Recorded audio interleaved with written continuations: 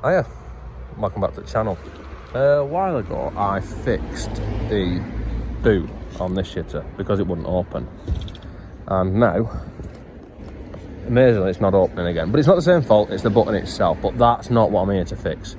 Right, if we look at when I press that button, the boot doesn't actually do anything, it just unlocks. Then we can lift it and see copious quantities of shit inside the boot. Now I'm going to try and sort that out so it does actually pop open. Now if we see these here, these are the stops what set the height of the boot. And what my plan is, if I remove them like so and swap them for, yes, now that is the same sort of thing, but that is for an Echo 38 vehicle, which is a substantially better car than this and has more tricks and stuff, so the boot actually pops when you press the button rather than just saying where it is. So I'm going to try and fit these into there like so and see if it actually works. And so now we have our E38 one, which I'm hoping, look at that,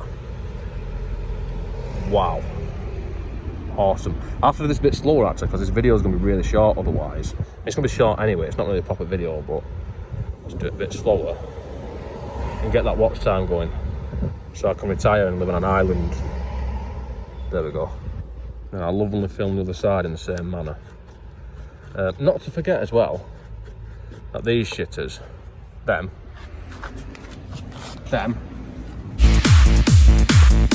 now these are adjustable to set the height of the boot.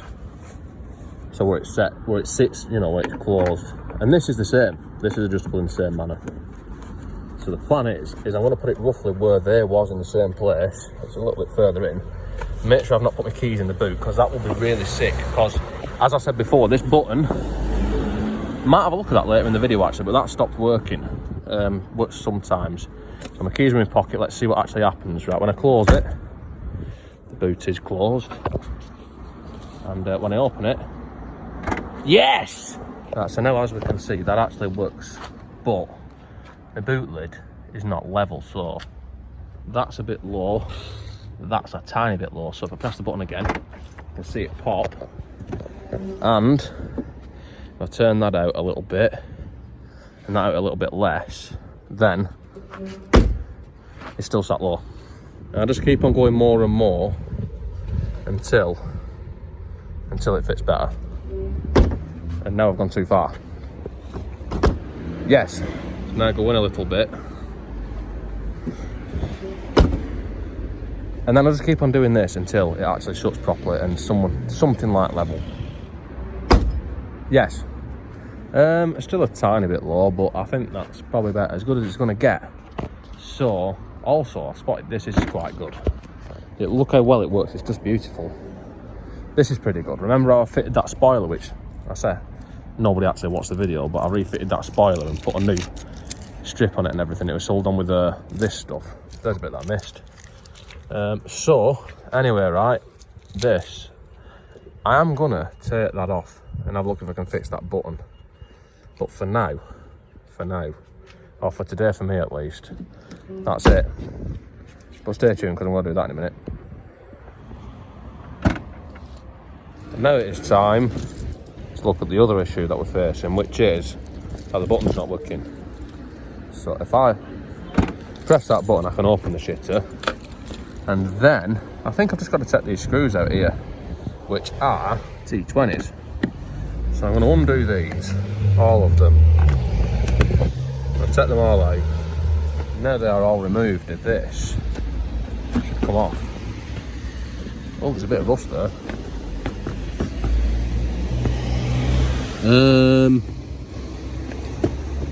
This might not come off actually. Right, it does come off, it just needed pulling a bit harder. But now, I'm actually unsure as to where the problem is because I thought that the switch would be broken. I've not metered it out or anything yet, but there is our switch. When we push the button, that presses that little micro switch. The wiring is damaged a bit, but probably not enough to stop it from working, looking at that. So I think what I'm going to have to do is, there's also more wires for this because it's for them as well. I think what I'm going to have to do with this is, I'm going to have to pull it off properly to see what it's actually doing. So this is going back into more of a wiring fault, which is what we've done before. When I take this off, which is what I've shown that before, you pull this off and then we can get to it. And now I can see some wires, and this is the plug which that connects to. So I need to unplug that, which should just pull out. And now this is removed. And this is the plug, right? Just to confirm that the issue is with the button and not the wiring. You can hear the motor tripping there. The two end ones, if I join them together, it triggers that shitter. So the issue is with the button. And this is going to be impossible to demonstrate, but if I go between the brown and the other end, which is that one there, it doesn't do anything when I press the button, unless if I go between the grey to the button, and now there's a bit of damage to the cable there, which has opened it. If I probe that, which is the other side of the button, I get nothing until I press the button, which shows that the button is working, and it makes a circuit. So the problem is going to be somewhere that is after this wire goes from the button and then connects to the earth, which will be the brown. So somewhere in here there's a broken wire by the looks of it. So I'm going to pull this apart a bit further and see if I can see it. I'll start by removing this condom thing from the button, which maybe was a bad idea actually. But that's now taken out, and I can see that there is wires that run somewhere and connect to something. Next thing I'm going to do is take these lights out, which also seem to be quite corroded and shit. Yes. And now, in all honesty, I haven't got a clue how this comes apart. But I'm going to try anyway. So first thing I'm going to do is pull off what comes off, which is this thing, which I'm going to try and take off without ripping it. So I'm going to pull that off and then we'll see where we're at. Successful removal of that. It appears that I might have found the issue. I don't know what the fuck's going on here. I mean, yes. I'm looking for somewhere where the grey joins to the brown, and that appears that the grey is attempting to join to the brown. So I'm going to do a bit more investigating and see what I can come up with, and then I'll explain all. Right, so a little bit of investigating further, I can tell you that there's the grey, which tabs into the earth of this light on this side, and the grey is fine, but the earth isn't. So I need to make sure that that earth, repair that, and it's probably something to do with that. I mean, look at the state of that. So I need to repair that, and then that should work. But also with these lights, what I intend to do is I'm going to join them with wires and solder to these direct, so they can't. They're never going to need to come out the LEDs, that's the plan. But let's see if it works. Right, so we're at the point where I wish I hadn't started this, but I'll just explain what I'm doing. These old light units, which used to have festoon bulbs in them, they join the wires together and it bridges the grey to the grey, that, like that. The grey goes to the earth. And then the other side of it is, hold on, is the positive. Now on this one, the two positives are joined together, which links across to this side, and the two earths, which the brown ones also link across to this side. So what I'm doing is I'm joining them together by solder in there, which I'll solder an heat shrink, and then I'm going to solder wires onto this shitters with bullet connectors on, and I'm going to join it that way. I'll try and explain it better when it's done, but it probably won't make any sense. Right, so now I've soldered some wires together, joined them together where they need to be joined together, and then I've put them connectors on. So now I've got to solder the male version of them, the penis version, to go in that vagina there, of the bullet connector onto the lights so I can connect them. Something like that. Now, I don't know which way around the men go, the polarity of these LEDs, so that's why I've used the males on there. Usually I'd use, you know, I'd do them so you can only wire them the right way around, but I can't bother testing it. So what I'm going to do is, I'm going to plug it into the car, turn the lights on to make sure everything works, and then I'm going to plug these in until they work. So as you can see, we are plugged in now, and the first thing to check is, yes, but unfortunately the lights don't work, and they don't matter which way around they are.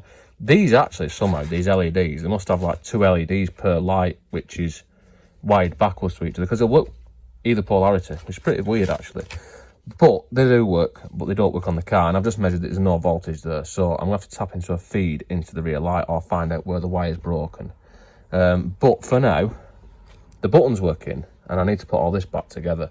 So I need to stick that back on, I need to stick this back on, and I need to put it back on the car. So now with it all being back together, I need to feed that back through, and then put this back through this hole here, and then put the screws back in, like that. But it is recommended to feed the wire through before putting the screws in, because now I've got the wire all bunched up in the double foreskin inside the boot, and I've got to take it back off again to feed it through.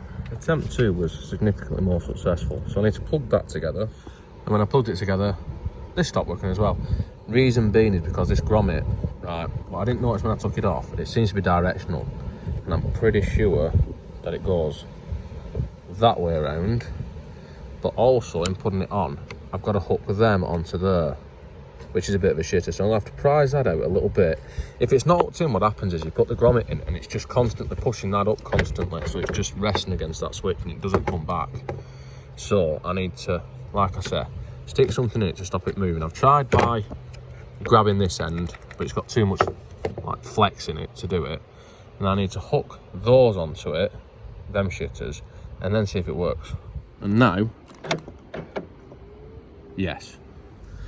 So that is number 1 issue resolved, but still these lights aren't working. So I could trace wires back, I could do all that and fuck about, and I'm not going to do that. I'm going to use everybody's favourite thing, and that is yes. So what I'm going to do is I'm going to use a meter to see which one of them has got a 12 volt feed on it, and I know that on this one it's that middle one that I need to join it into, and I'm just going to use a piece of wire and join the middle one to the side lights, and then I'm going to disconnect it when it blows the fuse and then put a new fuse in, because well, that's probably what's going to happen. But let's see.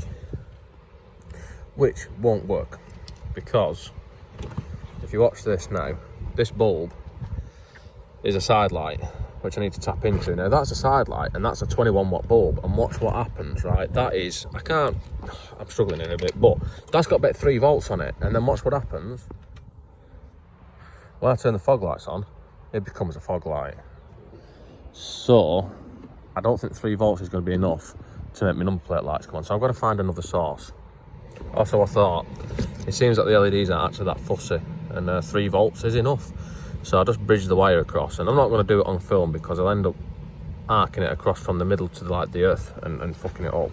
But if I join it into that one there, that one, then it works. So I'm just going to do that. And this car was made back in the time when you got toolkit. So I'm using the BMW branded bottom snap-on clips. So now I've professionally routed this wire through here, and what I'm going to do is, I mean, I don't know what this video is any use to anyone really. I mean, it's just showing me sort of cocking up the wiring on my car a bit, but it should work. I need to join that into the middle of this. Now I'm not forgetting that is for the boot lights, for the number plate lights, obviously really important to have them working. And this is for the side lights, which go down to a lower voltage when the fog lights are not on, and it's the side lights on through the LCM. What I don't want to do is join that into there, and then the number plate lights start to work. The number plate lights might work at 3 volt, I doubt it, but they might work at 3 or 4 volt or whatever that was at. I think they're coming at 12 volts, and if the wire, wherever it's broken, decides to work again, connects, then my fog light's going to be on all the time. So I'm going to cut this wire, and then I'm going to join these 2 wires together like that, and now I'm going to put all this back together. Then I should really find out if they work first. I should test that first, but I won't sound confident in my own work. I just can't bother fixing it if it doesn't work. So I'm going to put this back on, ta-da, and then if I close this, I can see that now opens as it should do. And I'm not sure if I want to check if it works, but if it doesn't work, I'm going to be properly wanked off. but I should probably check. Does it work? It actually works. And it seems to work exactly the same with the fog lights on as well. So I think that concludes this episode. I've made my boot release. I've made it do that, so when I open it, it sort of pops rather than just staying where it is. And I made the button work, and I've made the lights work. So I've fixed 3 things, which probably no use to anybody. Anyway, that's all for this one. Don't forget to like, comment, and subscribe, all that shit, and I'll see you next time. Well, that's where I was going to leave it. But then I thought, how else can I waste a bit of money? So I bought some of these, cheapest ones available on eBay for about 15 quid. And I thought I'd at least try putting these on, because the boot, well, the ones that are on it aren't working that well. The boot's pretty heavy.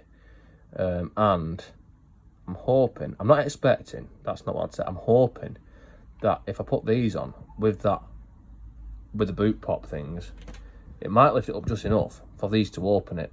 Like I said, I'm not expecting that to happen, but let's try it anyway. And they look similar, so we're in with a chance of them actually fitting. And about fitting, they are very simple to do so. So, if that will focus, if you look inside the end of it, there's like a bit of metal grabby shit there, and that goes through to there.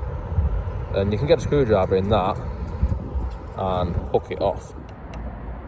Like something like that, but more carefully. And you can sort of slide it up through there as well. So what we want to do is take that off, but we only want to do one side at once, because if you do both sides, obviously the boot is going to close. So I'm going to do the same for the other end. And now that shit is out the way, we can put the new one on, which you just push on. So once you've taken them off and done that, then you can just push the new one. Not like that. So again, make sure that it's sort of square perpendicular to the ball, and then just put it on. Make sure it's locked into place. And then I'm going to do the same for that side, over there. Yes. And now let's see if it's any different. Well, it seems to be harder to close. And when I pop the boot now, it will do exactly the same as what it did before. Yes, it does do exactly the same as what it did before. But it wasn't all in vain, because the boot is now lighter. So that's how to change them as well. Anyway, that is it now. So I'll see you next time.